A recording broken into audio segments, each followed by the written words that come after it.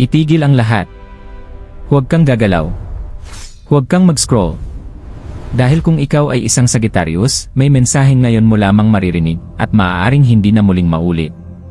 May isang biyaya na matagal nang umiikot sa iyong kapalaran. Isang lihim na pinto ng universo na dahan-dahan nang bumubukas. Ngunit ilan lamang ang handang tumanggap nito. Huwag mong babaliwalain ang mga senyales na paulit-ulit mong nakikita. Hindi ito pagkakataon. Hindi ito haka-haka. Ito ay tawag ng tadhana at ikaw ang pinili nitong kausapin. Kung handa kang malaman ang katotohanan. Kung handa kang buksan ang iyong puso. Manatili ka hanggang dulo, maligayang pagdating sa Cosmic Oracle Divine. Ang sagradong espasyong ito kung saan ang bulong ng universo ay nagiging malinaw na mensahe. Sa sandaling ito, huminto muna sa inay ng mundo. Iwanan ang takot, pagdududa at bigat ng nakaraan. Dahil ang enerhiyang dumadaloy ngayon ay hindi karaniwan.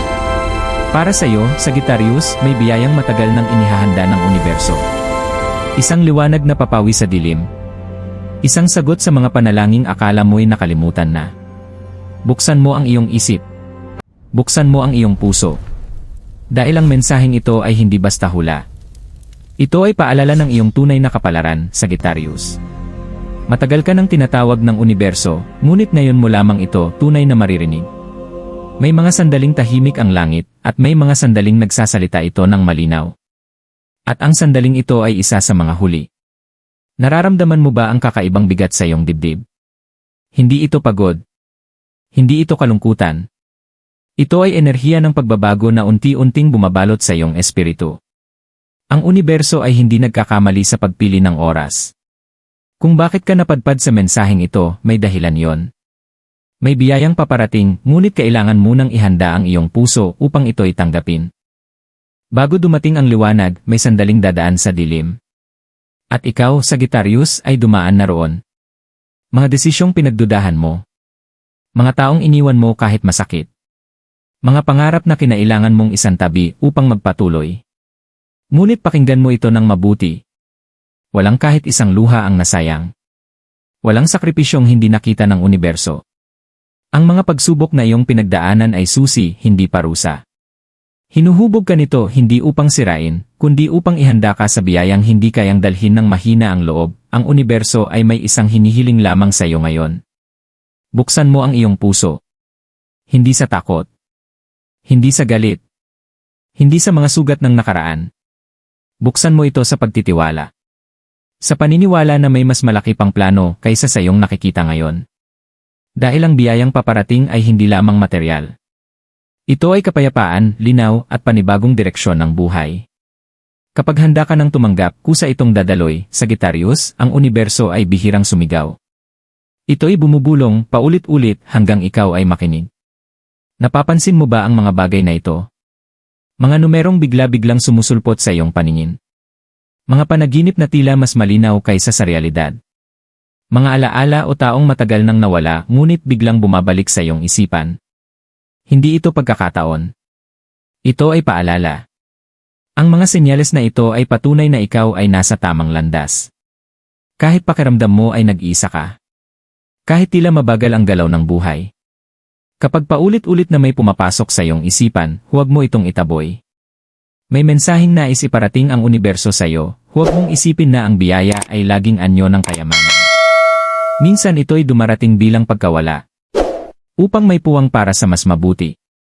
Para sa iyo, Sagittarius, ang biyayang paparating ay 3 anyo. Una, kalinawan ng isipan. Ang mga tanong na matagal nang gumugulo sa iyo ay magkakaroon ng sagot. Ang mga desisyong kinatatakutan mo ay magiging malinaw. Ikalawa, panibagong pagkakataon. Isang pinto ang bubukas na hindi mo inaasahan. At sa sandaling iyon, mapagtatanto mong ang lahat ng nangyari noon ay paghahanda lamang. Ikatlo, kapayapaan ng puso. Hindi lahat ay kailangang patunayan. Hindi lahat ay kailangang ipaglaban. May mga bagay na kusa nang darating kapag ikaw ay handa na, hindi lahat ay binibigyan ng ganitong mensahe. Hindi lahat ay handang tumanggap ng mas mataas na layunin. Ikaw, Sagittarius, ay may apoy sa loob. Apoy ng pag-asa. Apoy ng pananampalataya. Apoy ng paghahanap ng katotohanan. At dahil dito, ang universo ay nagtitiwala sa iyo. Tinitingnan ka nito bilang sisidlan ng mas malaking plano. Ngunit tandaan mo ito. Ang biyaya ay hindi ipinipilit. Ito ay iniaalok lamang, Sagittarius, ang biyaya ay paparating. Ngunit may responsibilidad kang kaakibat nito. Una, itigil mo ang pagdududa sa sarili. Ang mga pagkakataong pinalampas mo noon ay hindi kabiguan. Ito'y mga aral na naghanda sa iyo para sa mas tamang oras. Ikalawa, makinig ka sa iyong panloob na tinig. Hindi lahat ng sagot ay matatagpuan sa payo ng iba. Minsan, ang universo ay nagsasalita sa katahimikan. Ikatlo, bitawan mo ang hindi na para sa iyo. Mga relasyon na paulit-ulit kang sinasaktan. Mga takot na pumipigil sa iyong paglago. Kapag ikaw ay nagbitaw, doon papasok ang biyaya. Hindi lahat ng biyaya ay nagtatagal. May mga sandaling kapag hindi mo ito tinanggap, kusa itong lilipas. Kung patuloy mong ipagpapaliban ang pagbabago. Kung patuloy kang kakapit sa nakaraan, ang pintuang ito ay muling magsasara. Hindi ito pananakot. Ito ay paalala. Ang universo ay gumagalang sa iyong malayang pasya. Ngunit ang bawat desisyon ay may kaakibat na direksyon ng kapalaran. Sagittarius, hindi ka nahuli. Hindi ka naligaw. Ikaw ay hinihintay lamang ng tamang sandali. Ang biyayang paparating ay hindi para sa lahat. Ito ay para sa mga handang magtiwala kahit walang kasiguruhan. Sa sandaling piliin mong buksan ang iyong puso. Magsisimulang gumalaw ang mga bagay na dati tila imposible. Tandaan mo ito. Ang universo ay hindi laban sa iyo. Ito ay kakampi mo kung naramdaman mo ang mensaheng ito sa iyong puso. Ibig sabihin ay ikaw ang tinutukoy ng universo. Huminga ka ng malalim. Ibigay mo ang iyong tiwala.